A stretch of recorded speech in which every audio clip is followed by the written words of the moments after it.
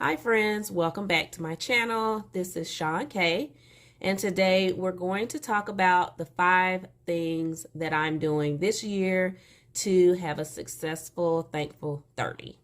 So if you're interested in learning more about what Thankful 30 is, if you are just looking for some simple tips for Thankful 30, then stick around.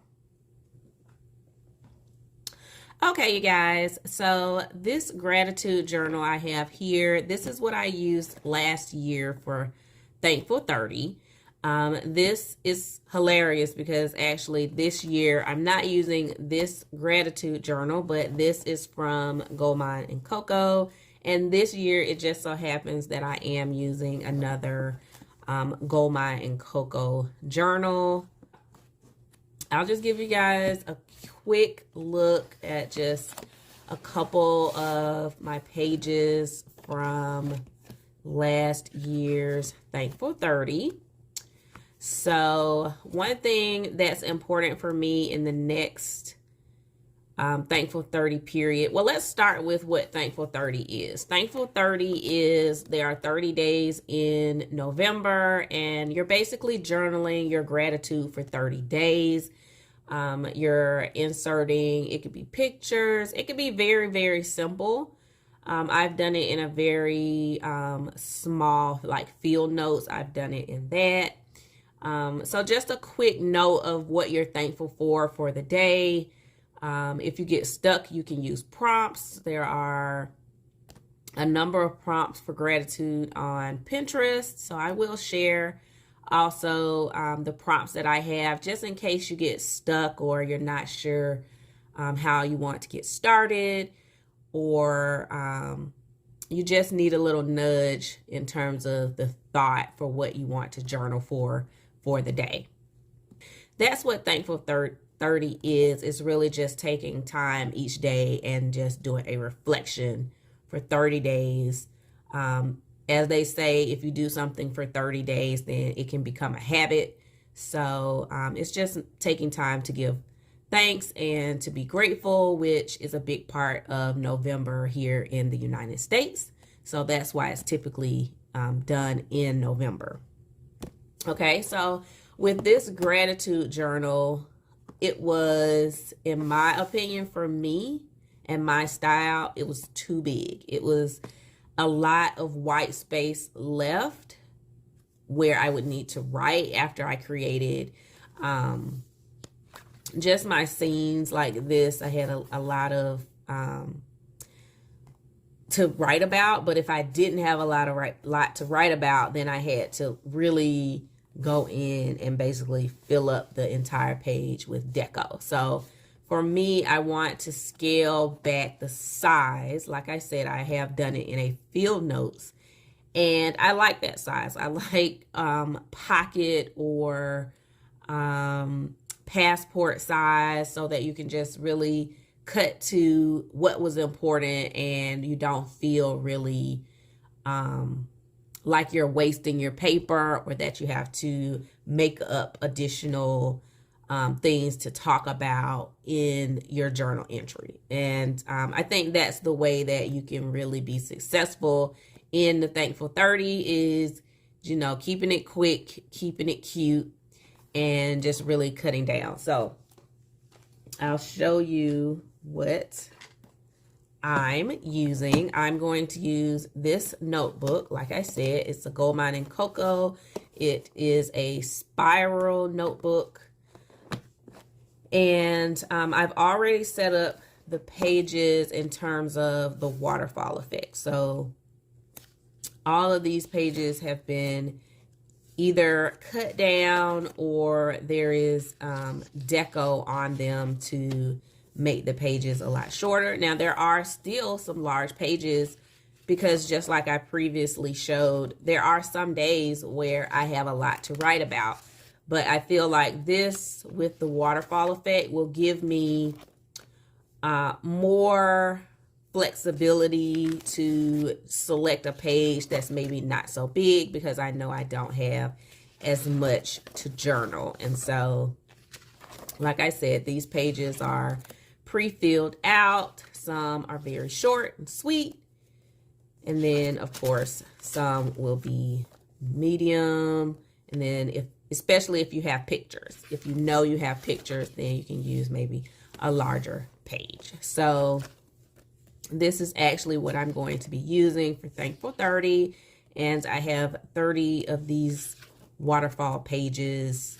And this was previously already set up. And I do have additional notebook pages if I need to add something. If maybe I have 2 entries that I want to do for one day. That's highly unlikely, but I will have that flexibility. So that is one tip that I'm using to have a successful Thankful Thursday, is making sure that my page size is small enough for me to not get overwhelmed with trying to write down information for what happened in that day. That was important. The second thing that I'm doing for Thankful Thursday, Thankful 30, is I am collecting all of the items in this box or in my sticker collection that I know I will more than likely use for Thankful 30. So I have taken this sticker album and I've just pulled out some of the stickers, either because of the color or theme, that I think I'll be able to use that maybe in my Thankful 30. And then that way I can just simply come, if I know that I need stickers, and I can just come here, look in my sticker stash, and then pull the stickers that go with either what happened that day, or I can look at the prompt and then find a prompt that goes with it. I also have like cards. So if I cut down any card stock that I know that I might use in my Thankful 30, I've gone ahead and added that as well. And it just makes it easy. Like I said, I am going to be making a decision day to day. And so here are the rest of the items. So I have washi that I feel might go well with my Thankful 30. And so I just pulled that, put them into this case, put old sticker books, sticker packs where I have, you know, stickers that are unused, and just set them to the side so that I can pull out the deco.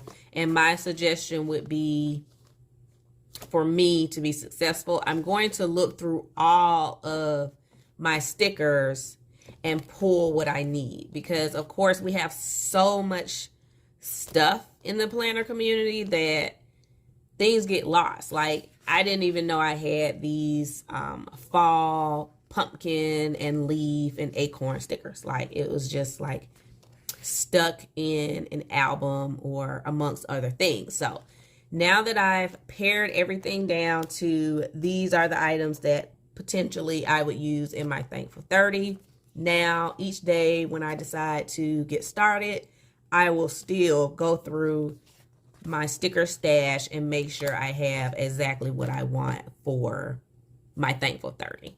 And I don't have a problem with that. I don't feel that will make me overwhelmed, because I need to look at my sticker stash. I need to look at all of these things that I have so that I can use them.